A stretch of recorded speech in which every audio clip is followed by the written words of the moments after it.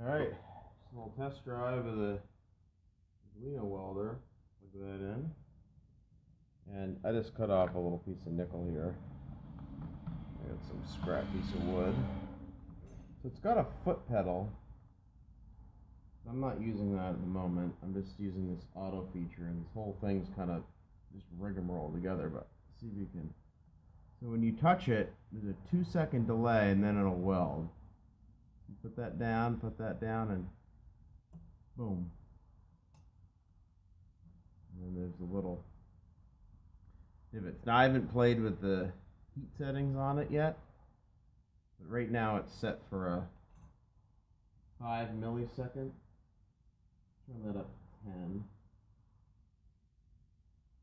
milliseconds. Let's see what happens with 10. I probably should have safety glasses on, but okay. Oh yeah.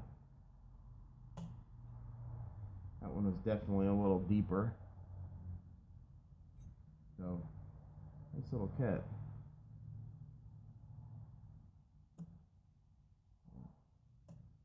The also is sticking a little bit, but so need some practice, but I think that's going to work pretty slick. Pretty happy with that. It definitely gets hot because it burns right through into that piece of pine. I'll give you a little tour of this thing. I just don't want to touch these.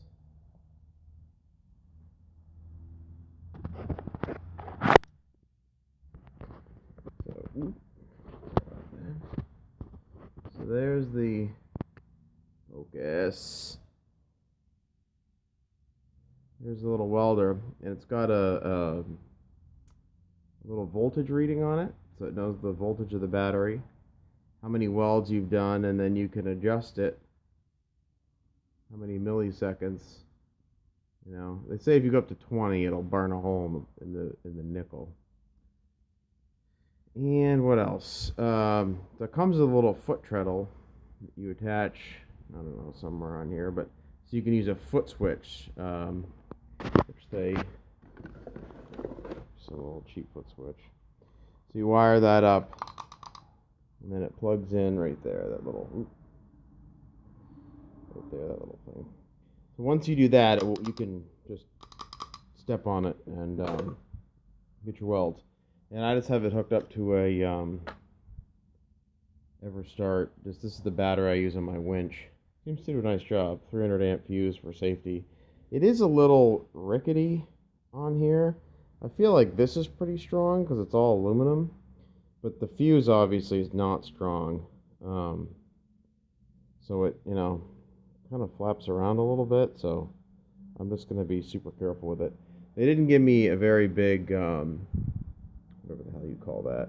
So I'm going to take that to work. We got a big hydraulic crimper at work, and I'm going to crimp on a bigger fitting to fit over this post so I can screw that down. Right now it's just pinched between the nut there.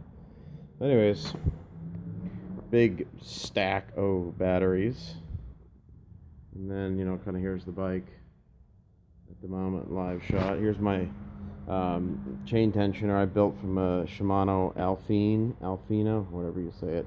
But I had to cut this and then re-weld it because it stuck too far and it was into the motor. And this is, it was like $20 for one of these chain tensioners. I think these are probably used on single speed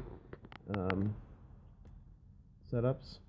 So anyways, I think that should look nice. The spring's not in it. I had to take the spring out when I was welding it, and then I'm going to polish that up, make it look sharp.